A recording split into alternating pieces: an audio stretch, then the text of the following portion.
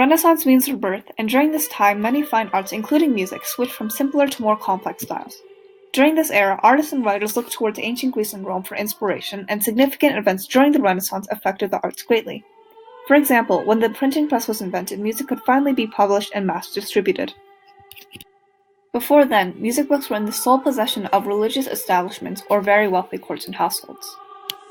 Renaissance was a time of change not only for music but also for political and economical ideas and the general perception of the arts.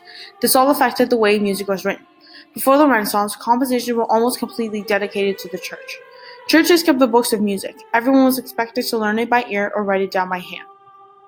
By the end of the Renaissance period, Catholic and Protestant churches, courts, and wealthy amateurs all had access to music. Composers would all get compensated for writing and performing music. New concepts were more acknowledged in vocal pieces. Around the 16th century, the canzona, ricercar, fantasia, variations, and contrapuntal dance inspired compositions. These all involved instruments, which was different from what the world was used to. Church choirs grew in size, making new pieces such as hymns and chorales more complex and beautiful. Towards the beginning of the Renaissance, when religion was still the sole influence for popular culture, composers made their money through the church. They were paid through commissions from pieces they wrote for services, masses, and celebrations. As the Renaissance continued, the rise of creativity became a huge influencer of the arts and began to change the face of music for centuries. This change was largely driven by the Burgundian court, who was one of the first major powers to encourage and praise musical talent. They sought out and paid composers, artists, and musicians to work in their court, and being such a huge power in Europe, this idea of powerful figures being involved in fine art spread. The court also brought fame to hundreds of notable artists for the first time. During the middle of the 1400s, composers were beginning to work for patrons aside from the church. One piece commonly played during masses is O Rosabella by John Dunstable, one of the first composers to start working as he traveled. His influence spread across Europe, and more composers and artists began to work outside of the church and for royalty, nobles, or wealthy citizens.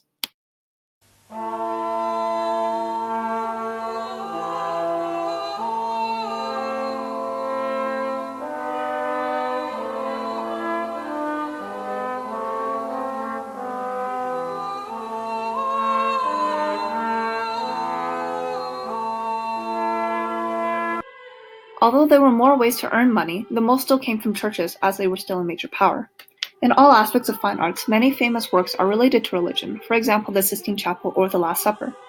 Missa Papae Marcelli, written by Giovanni Palestrina, was originally written for the coronation of popes, and is well known today, taught in university-level courses.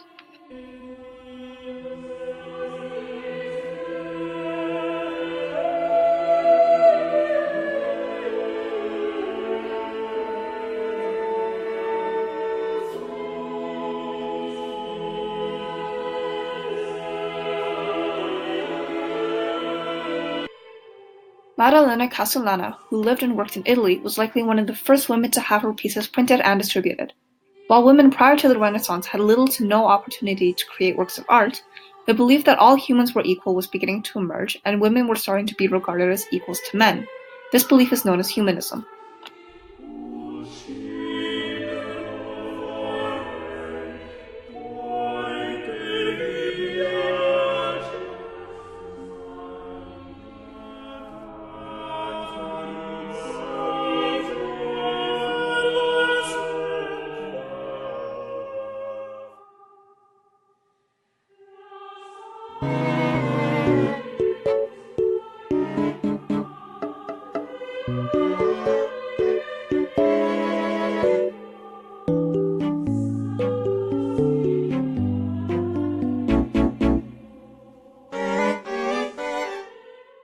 Created using Powtoon.